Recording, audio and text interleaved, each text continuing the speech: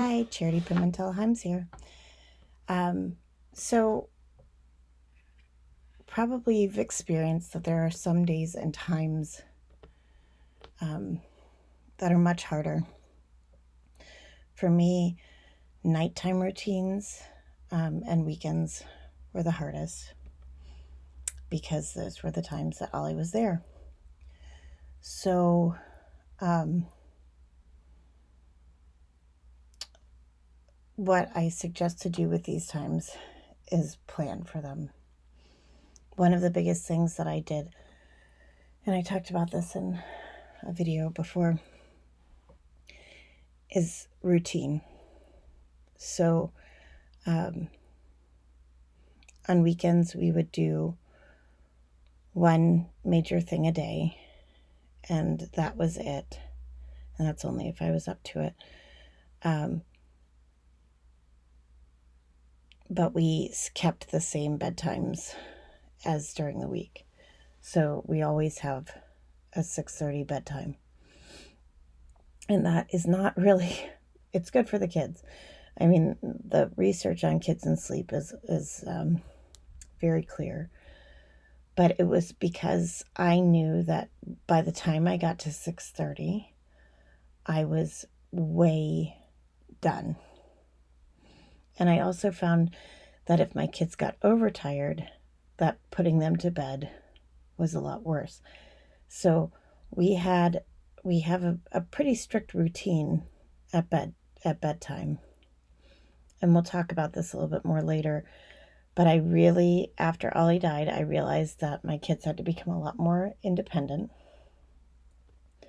And so I worked very hard on them, um, very hard with them to get them to the place where they could put their jammies on by themselves and they could put their night diapers on by themselves and they could brush their teeth by themselves. Um, and I stopped enabling them as much. Like they had to get into their drawers and get their clothes, and they had to know where their diapers are, and I didn't lay things out. And the other thing that I realized is if my kids put something on backwards, they wear it backwards.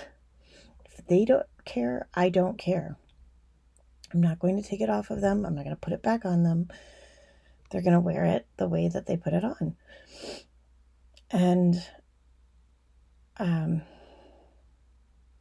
but we would do that. And then they would get, and in the beginning it was they would get 2 books.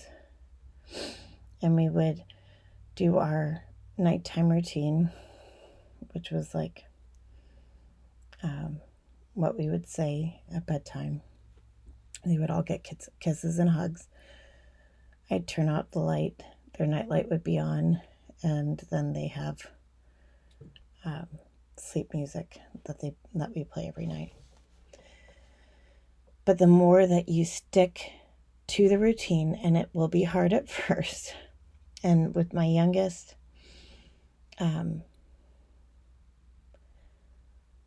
I had to stand at the door a lot and stand at the door and put him back in bed and stand at the door and put him back in bed.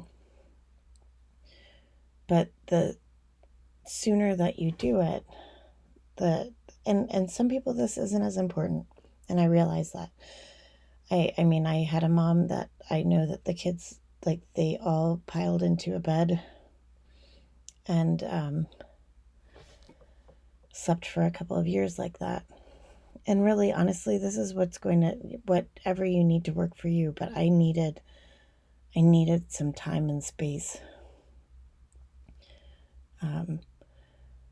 But after a couple of weeks of being really, really on point with your bedtime routine or with any routine, you'll start to see the kids understand and get it.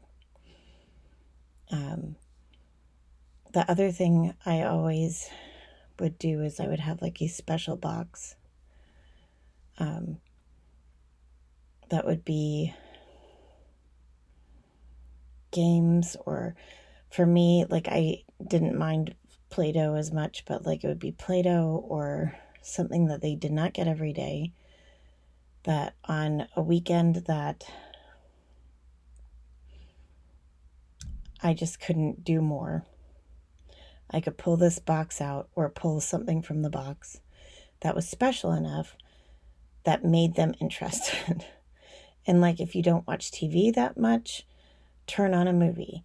Anything that has the kids' full attention is what I would go to. Yeah, for us, it was Play-Doh, games. But at this, like, pick things that you don't have to participate in as much because you're trying to give yourself a break here. So anything that, something new that they can take outside, whatever is going to give you the most break. If you have an iPad and they never get to use it, this is the time that you can pull it out and pull out a game. But give yourself the knowledge of having that extra special stuff. And even if it means taking some things that might be a favorite and putting it away so that you have it for when you're really, really needing it, do it, because it'll be often enough that they'll still get it. But having that box gave me the freedom to feel like, okay, I'm about to lose my shit. What can I go to? And I had that box. So make one of those boxes. So again, routine.